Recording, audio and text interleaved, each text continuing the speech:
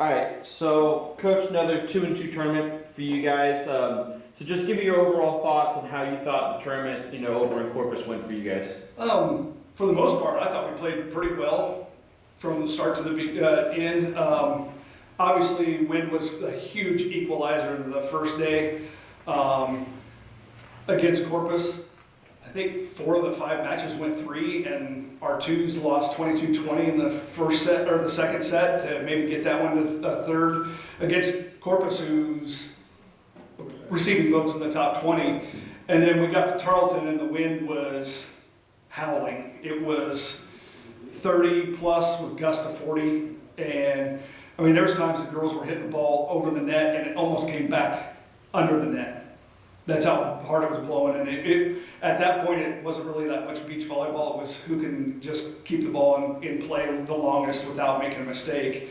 And so that game was a little bit frustrating because I thought we should have been able to ball control a little better than we did. But first day I thought we played good against Corpus, and then the second day against SFA, rematch with SFA and Sam, I thought we played good against SFA. I thought we had our chances.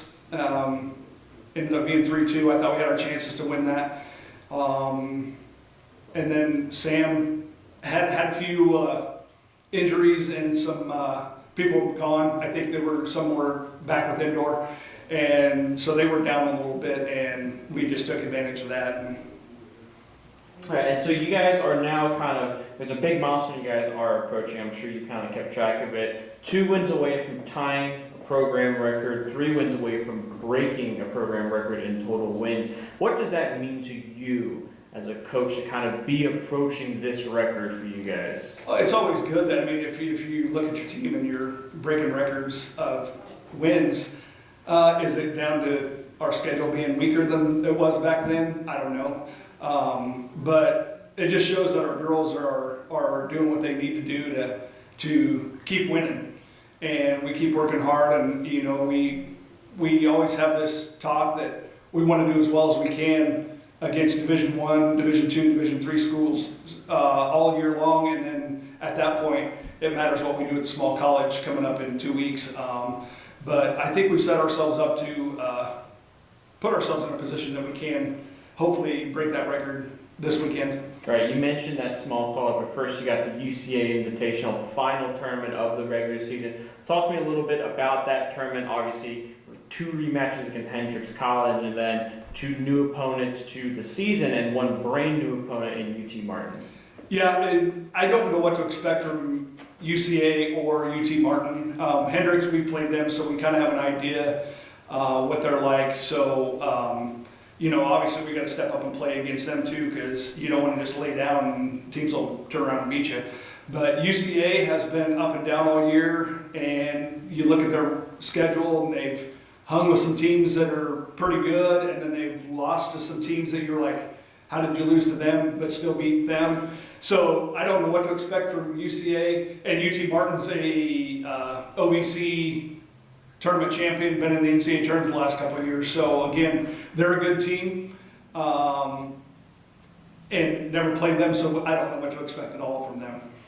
Right, and then kind of maybe looking a little bit more forward, obviously small college championship coming up. As it stands right now, obviously, you know the phrase, there's a lot of ball to be played until we get there. Not so much ball left, we've got only 4 more matches, but as it stands right now, where do you feel that the Howlings kind of stack up in that small college championship?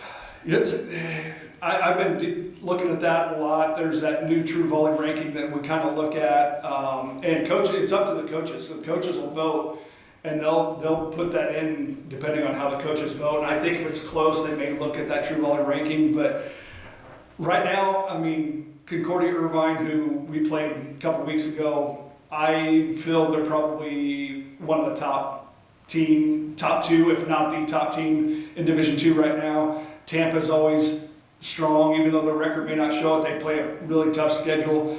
Palm Beach Atlantic beat Tampa earlier in the year. Tampa has turned around and beat them. And then you're looking at Colorado Mesa, us, Spring Hill, St. Leo, Florida Southern. All those schools right there are, pretty close.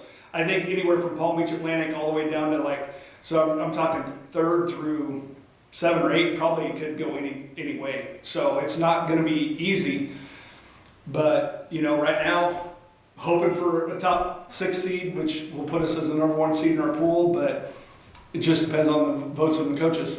Awesome. Appreciate it, Coach. Thank you.